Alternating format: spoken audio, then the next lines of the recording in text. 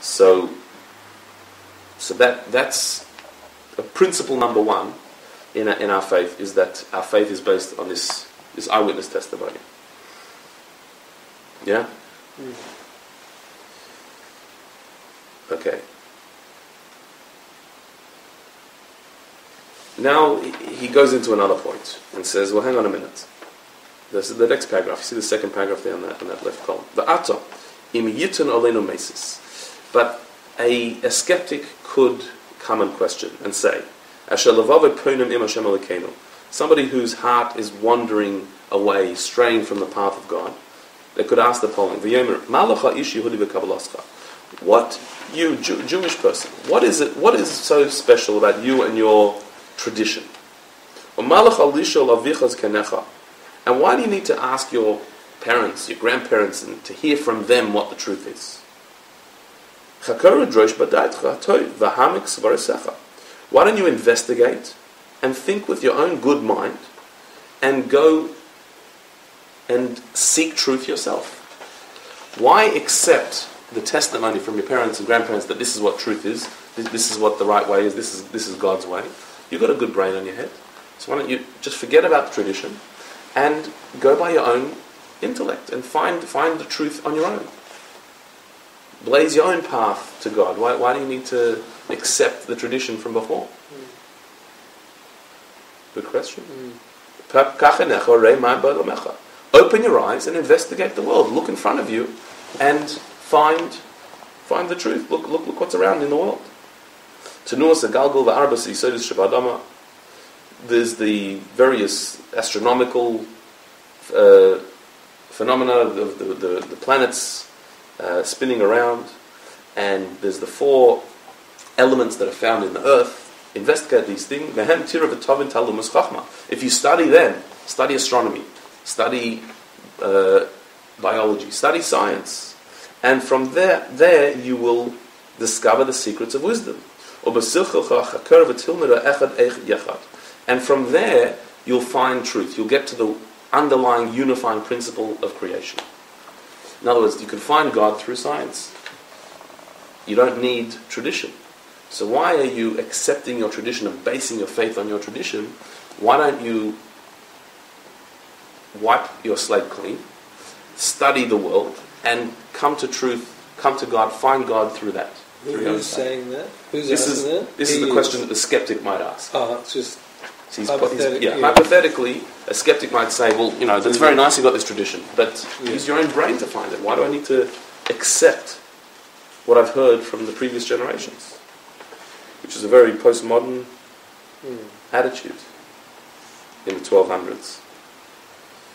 They're still saying it now. That's right. So, Nashav Elav, we're going to answer him. This is what we'd say.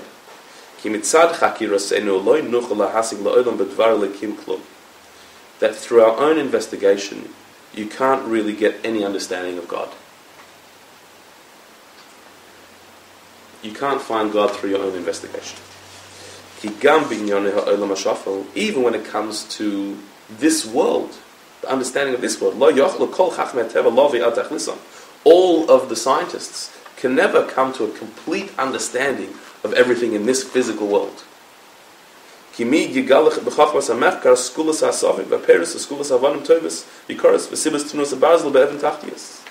he gives some examples now of the mysteries that science could not solve, at least in the 1200s. For example, who was going to understand the science behind the various herbs and their properties, or fruits that like medicines? How are you going to understand why these particular herbs have these healing properties? How did it get there? How could it be that this herb has this potency that it can take away diseases or heal things? Like, where did it get there? How did it get there? How are we going to understand such a thing? Or the various properties of precious stones, gemology, and the powers behind stones. They don't understand why did the various stones give off particular moods or energies. How do we understand such a thing? Or the fact the iron that is found at the core of the earth, how to get there, why is it there, what developed it? There are these mysteries. no one understands. And at the time, maybe some of these things are better understood now. Some of them are still mysteries. And any honest scientist will say that there's always going to be mysteries, and we're never going to understand everything fully. We get more and more, we advance, but there's always going to be things that are beyond us, the next frontier. Not all scientists said that. There were scientists who said that we've got there. Like a couple hundred years ago, there were scientists that announced that it's over. Physics is finished. We've discovered everything. There's nothing more to discover. Right before Einstein. Right? That's right. Yeah. And so it was shown how silly such a thing is to say. We've never understood everything. There's always further to understand, and that's talking about the physical world, not about spiritual realms. It's talking about the reality, the physical reality.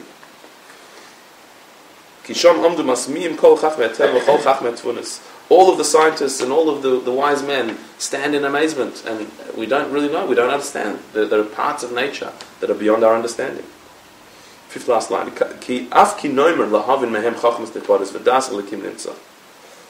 So, even though those people, they wanted to discover the depth of reality, and they thought that they were going to understand God from the world, and they could find the root of everything, but even they've had to admit that they haven't. So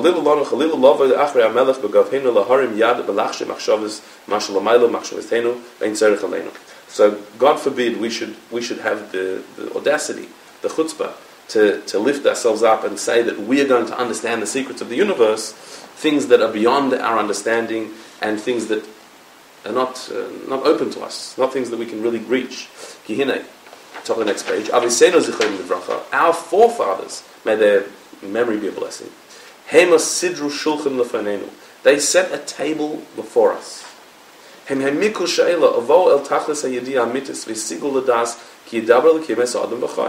That they have gone to the depth of reality by knowing with their own eyes that a human being spoke to God and survived. They experienced it themselves. So why would we need to then start investigating and questioning that after they've seen it, they've experienced it, it's happened, we're past that. We've done that already. So to say that let's investigate through science and find God through science, prove God's existence and that He's behind the world through scientific exploration. First of all, it'll never happen because you're never going to fully understand everything in the natural world. And second of all, it's been done already. We're beyond that. That question's been answered. It was answered by our forefathers who saw it, who saw God speak to a human being. So why go back to work on a question that has already been answered?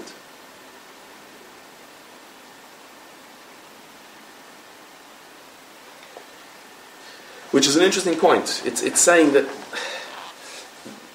even from a scientific perspective, the idea of science is to advance our knowledge and to go further, to expand the frontiers of knowledge. So something that has already been covered, let's move on to the next topic. We've sorted that one out, let's move on to something else. So the existence of God and His communication with us, His mission, that we figured out already, that was given to us. So let's use our brains for the next challenge, not for that one. That one our forefathers have given us, set on the table, they've seen it themselves. So there's no need to question it. We should just drink with thirst their words, the words of our forefathers and our sages, as they've written it and as they've taught us. But he gives an interesting metaphor to back this idea up. The Mashal Bazeh, on the 7th line down.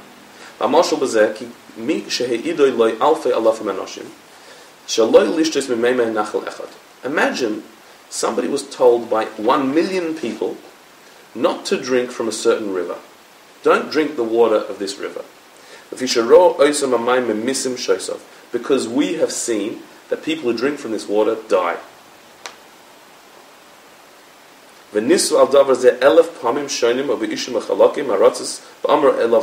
So, and we've seen thousands of people, different types of people, from all different places who have tried to drink this water. They've all died. So you have 1 million people telling you, don't drink the water from this river, because we've seen people die from it. All different types. It wasn't just an isolated event. We've seen many people die. It wasn't 1 million people seeing one person die. We've seen thousands of people from different countries, different temperaments, different body makeups, and they've all died drinking this water. That's what you heard. Then, v'amar lav chacham echad, roifa muvag, comes along a particular scholar, a doctor, scientist, and he says, Al ta'aminu kulam, don't believe them. Ki ani modiacha mitzad chachma. I can tell you, scientifically proven, she'ein oisam amayim ru'im lahamis. This water is not deadly. V'vishen zakin v'kalim v'afa she'ovim alav tov. Because the water is pure and clean, and the dust in it is good and fine. Sh'sei mehem kenaf shecha. You can drink as much as you want. I've tested the water, and it's scientifically fine. So what would you do? You're really thirsty. Ask him to drink it. It's a good answer. Yeah. But maybe you don't drop it dead straight away. But his credentials, you're not doubting his credentials. He's a scientist who's done the tests. Scientifically proven this water is pure. So what would you do? No, I wouldn't drink. But you're really thirsty. There's nothing else to drink. Science tells you it's clean. It's good. The science is good.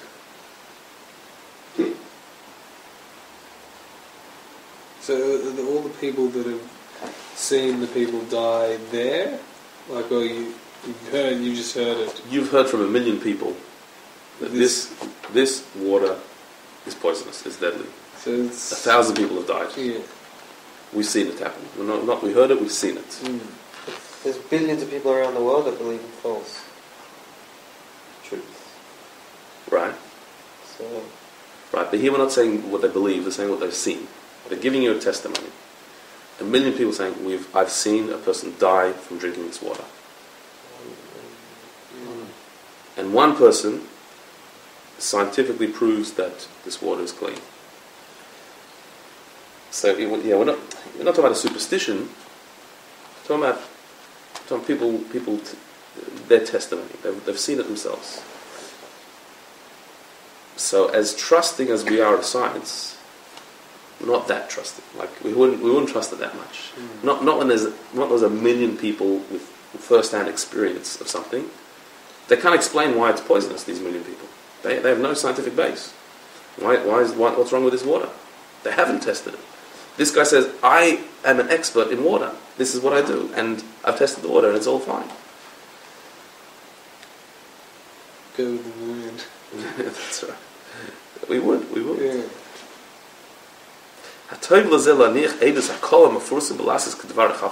Would it make any sense to reject this so widespread testimony and go with the scientist? No, it's not good at all. And the sensible person will not listen to the scientist. Not that he has a better proof or a question on his science. He just won't do what he says because, what can I say? The eyewitness says it's different. 1 million witnesses. So this is our point. That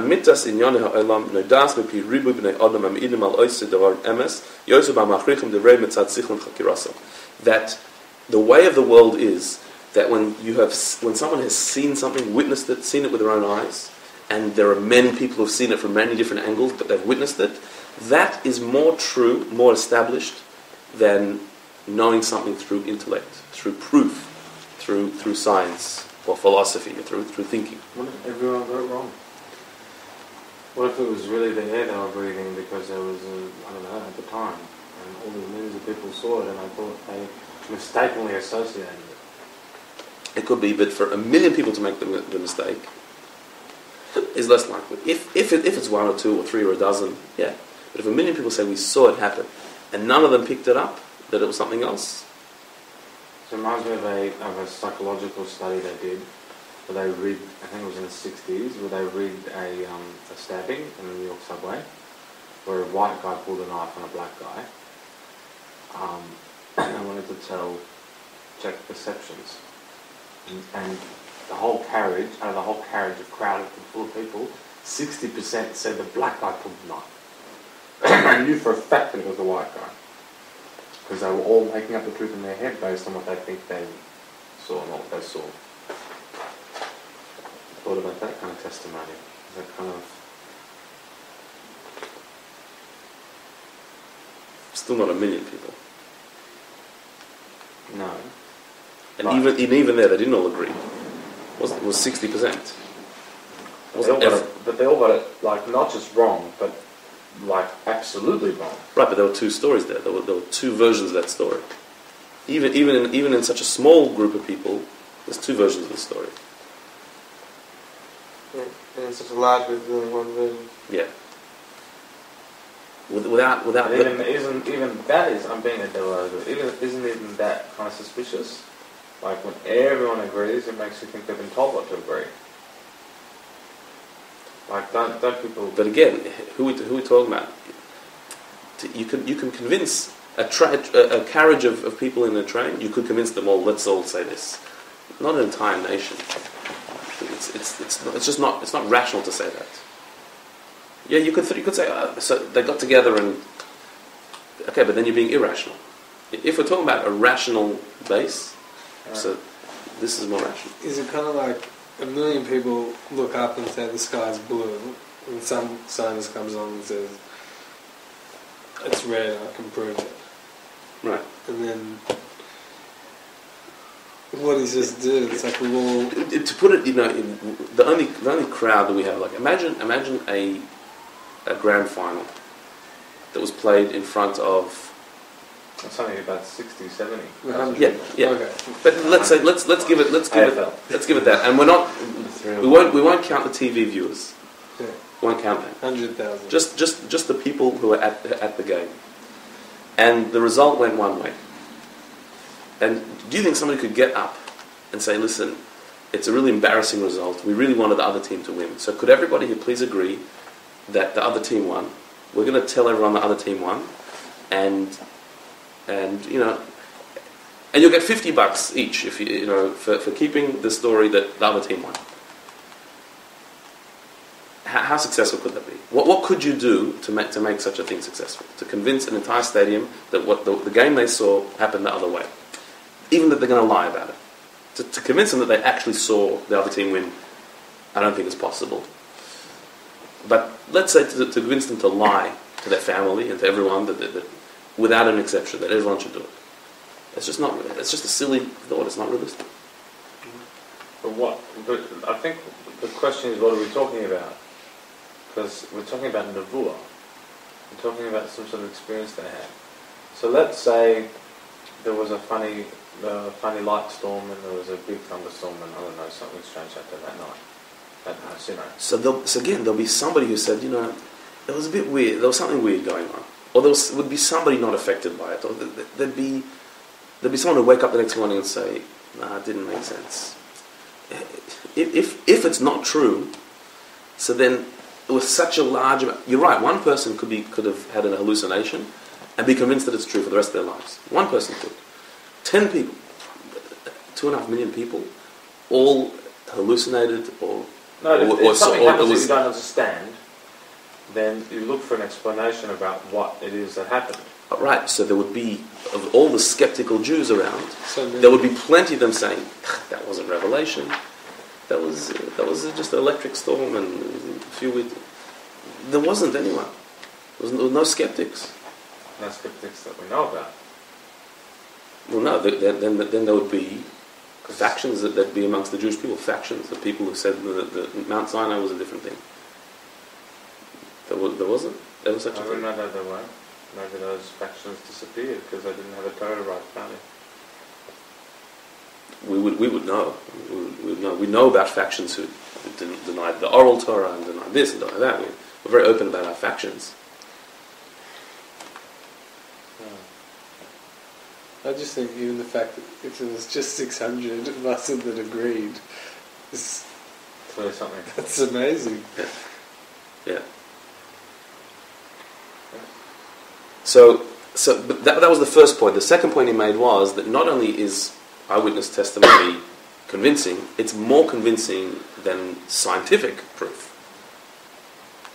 It's actually stronger than scientific proof, or your own investigation.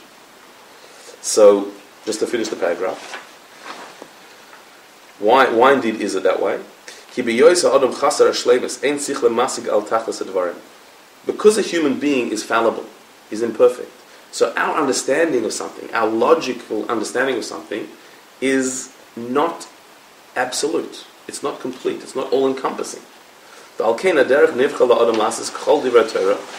therefore, the scientist, back in the metaphor, who's saying, I've scientifically proven that this water is pure, and 1 million people are telling us that people have died, we've seen 1,000 people die from it. In our mind, we're going to say, eyewitness testimony of 1 million people can't be wrong. A scientific test can be wrong, because there's human error in science, just like there is in testimony. But when there's 1 million people seeing it, and there's one scientist saying, this is my opinion, so then the error we're going to say is with the scientist. Even if it would be 1 million scientists doing the test, we'd also say, but a flaw in the test is different to a flaw in testimony.